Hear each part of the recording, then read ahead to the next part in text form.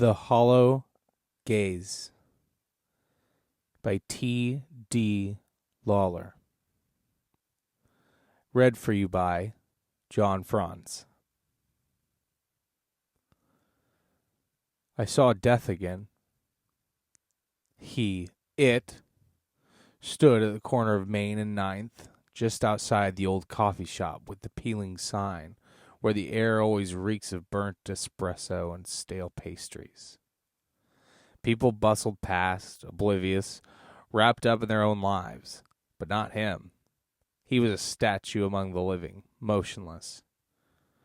He didn't have to turn toward me. I could feel his gaze, that oppressive weight pressing down on me from behind the smooth, featureless skin where his eyes should have been. The emptiness there felt heavier than any stare. This was the second time I'd seen him today. I was on my way home from the pawn shop when a chill ran down my spine, even though it was the middle of June, and the sun was warm on my skin. He stood as still as ever, the wind catching the long, dark coat that billowed behind him. The black fedora he wore cast a shadow over his face, but I knew what was underneath. Death wasn't a skeletal being wrapped in black robes and carrying a scythe. Instead, it was a face without features, just smooth skin stretched across bone, no mouth, no nose, just those hollow eye sockets that seemed to swallow the light. I clutched my chest as the familiar sensations began to crawl over me. It was like being pulled underwater, slowly suffocating from the inside. My heart skipped a beat, then another, before it picked up its frantic pace, hammering inside my ribs like it was trying to escape. My vision blurred and my legs wobbled beneath me. Every breath felt like I was sucking air through a straw, thin and shallow, not enough. I needed to get it away. I needed to move. My feet started walking faster than my mind could process, leading me blindly down a side street, away from him, away from death. My hands were trembling by the time I reached an alley where my car was parked and leaned against the rough brick wall. I braced myself, gasping, my head spinning with dizziness. Lightheadedness and nausea clung to me like a second skin, and I tried to steady my breath. In through the nose, out through the mouth. Just breathe. It wasn't the first time. Death had been following me for 2 years now, showing up in the most ordinary places, like a terrible omen that only I could see. Every time I laid eyes on him, the panic surged, crashing over me like a tidal wave, leaving me breathless, weak, and terrified. I had convinced myself it was all in my head, that somehow the trauma of losing so many people had cracked something inside me. But no amount of therapy or medication could chase him away. No one believed me when I said I saw him. Not really. To the rest of the world, death was some distant concept, a process. Something you heard about on the news or saw in movies. But for me, he was real. Too real. It started after the first funeral and just got worse from there. My father-in-law, his death had been the first, a stroke out of nowhere. One minute he was getting ready for the day, and the next he was gone. My wife and I clung to each other through the grief, but it felt like the ground had been yanked out from beneath us. She put on a brave face, but I could see the cracks forming in her composure. She spent long nights organizing details for the funeral, comforting her mother and making sure everything was handled, but there were moments, when no one else was looking, where her hands would tremble and her eyes would glaze over. She would sit by the window for hours, staring at nothing, as if waiting for him to walk through the door again. Just as we were catching our breath, her mother followed a year later. The loss of her husband had been too much for her. My wife didn't say much during that time, just went through the motions, her face emotionless, as we made the arrangements. She tried to be strong, but I could see how each loss chipped away at her spirit. Her grief became more than just sorrow. It was a weight pressing down on her like she was being buried alive by it. She spent her nights curled up on the couch, clutching her mother's favorite blanket as if holding it would keep the pain at bay. But no matter how tight she held on, I knew it wasn't enough.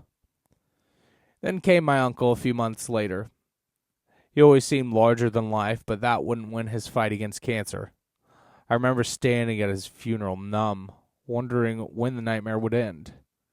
She didn't speak much that day either, just stood by my side, but I could tell she was somewhere else entirely and drowning in her own sea of grief.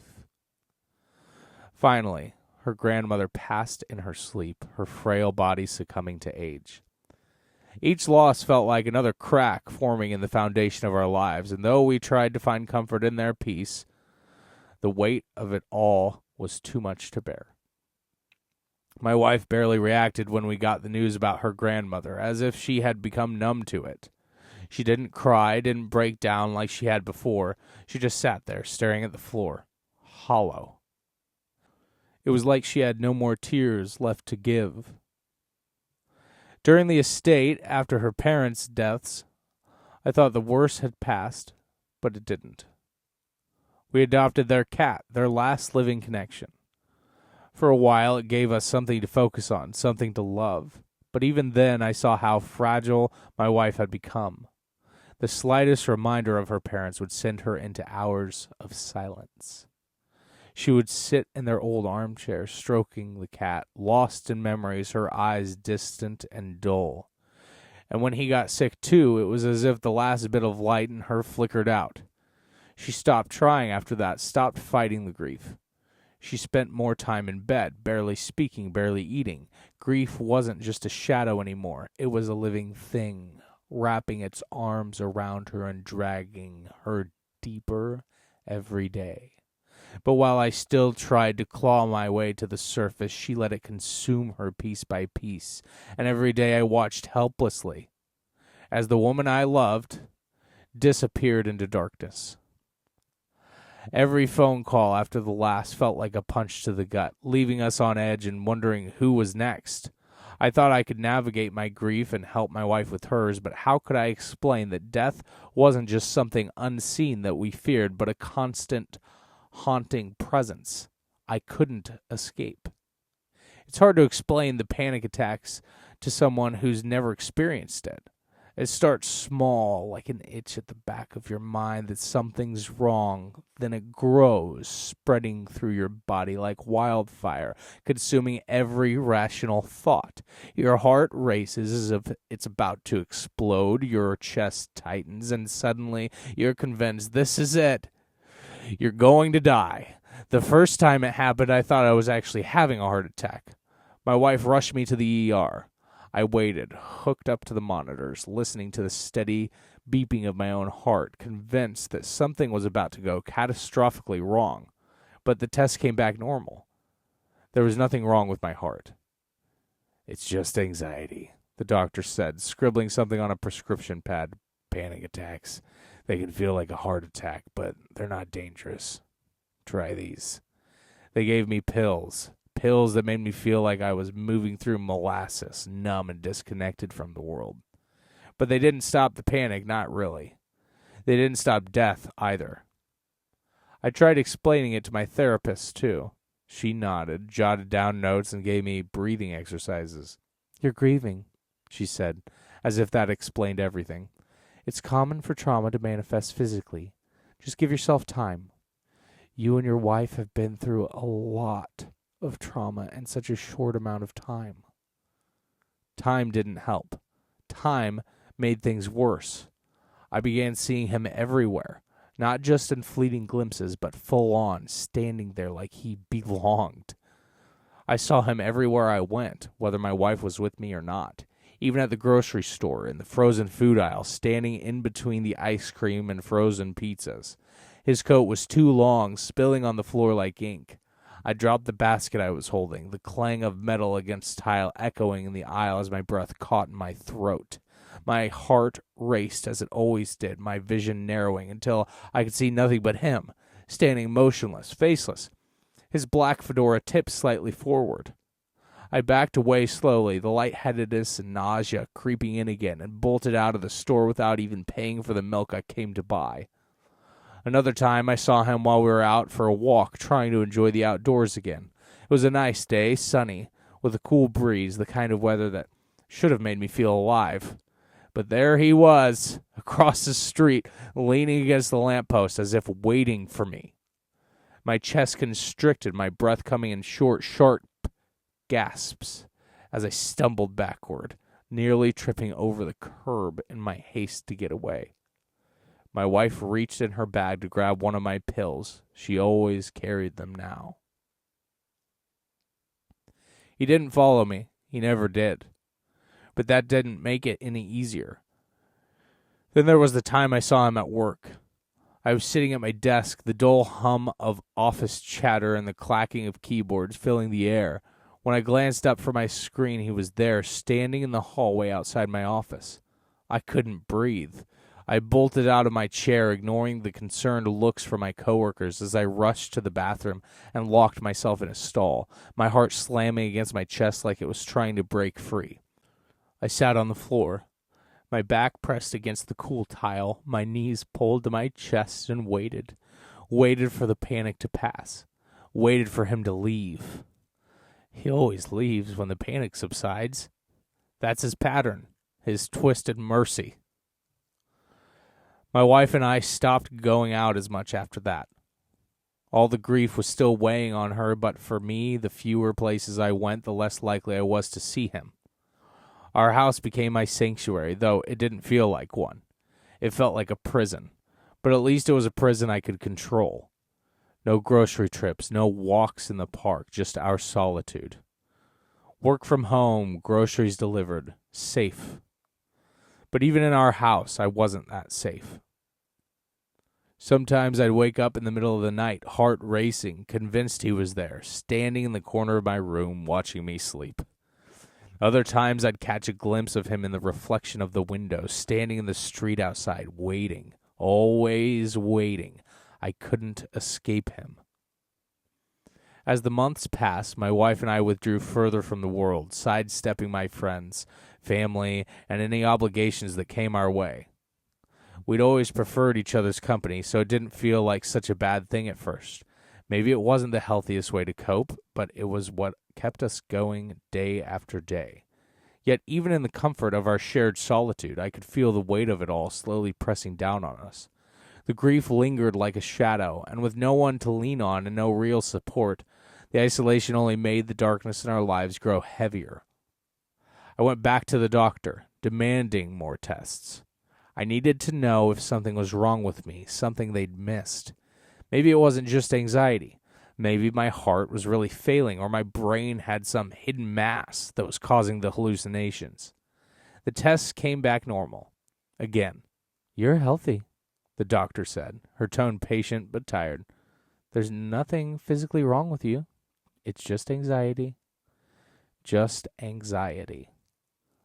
The words felt like a death sentence. The isolation began to wear on us after a while.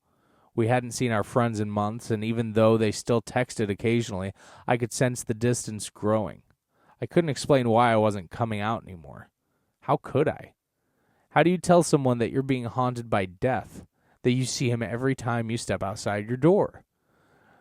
The loneliness gnawed at me, but the fear of seeing him was worse. The panic attacks had become a part of my life, like some dark companion that followed me everywhere. I knew when they were coming. The tightening in my chest, the dizziness, the quickening of my pulse. It was always the same, always accompanied by that faceless figure, his silent presence sending me spiraling into terror. But as much as I hated it, as much as I feared death, there was a strange comfort in the predictability of it.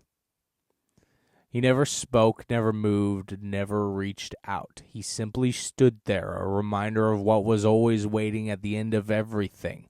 Eventually, I became accustomed to the routine. See death, feel the panic, rinse and repeat. But I didn't leave the house unless I had to.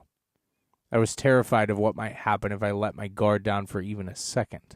If I got too comfortable, it felt like death was lurking behind every corner waiting for me to slip up.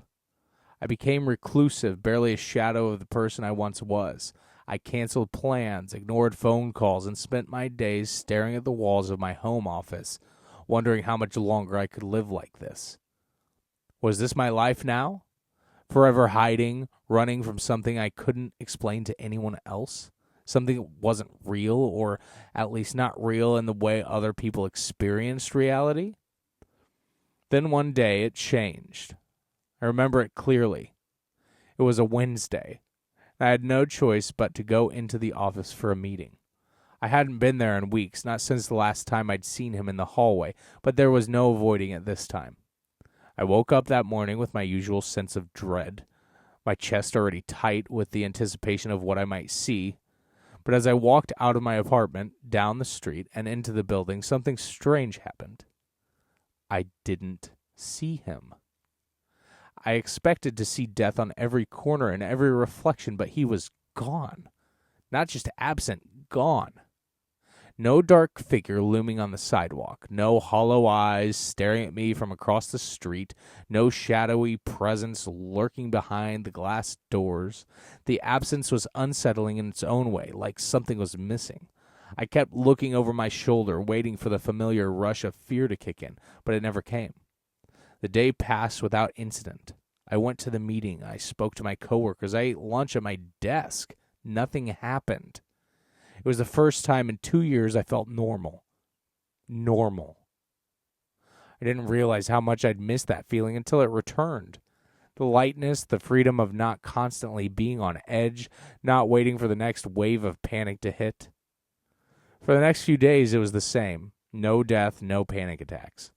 I could walk down the street without feeling like my heart was about to explode. I could breathe again.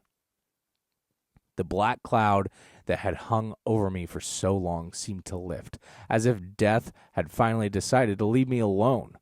I started going out more, seeing friends, reclaiming the pieces of my life that I had lost.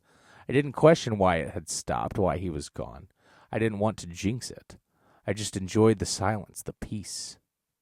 Maybe it was the medication finally kicking in, or maybe the therapy had worked after all. I didn't care. I was just relieved that I could live again.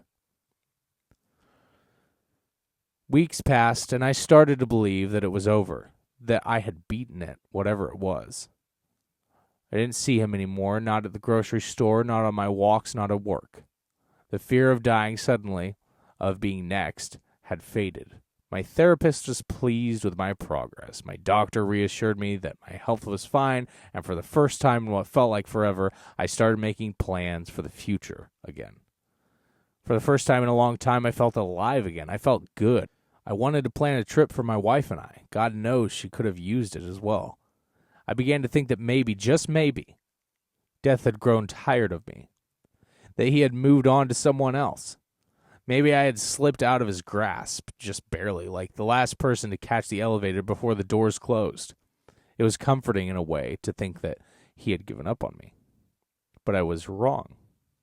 It was today, the day of the last death that broke me and brought death back. I say last death because I decided I was not going to go through that ever again. Even though I was starting to cope and my anxiety was starting to go away, my wife was still grieving hard. We tried therapy.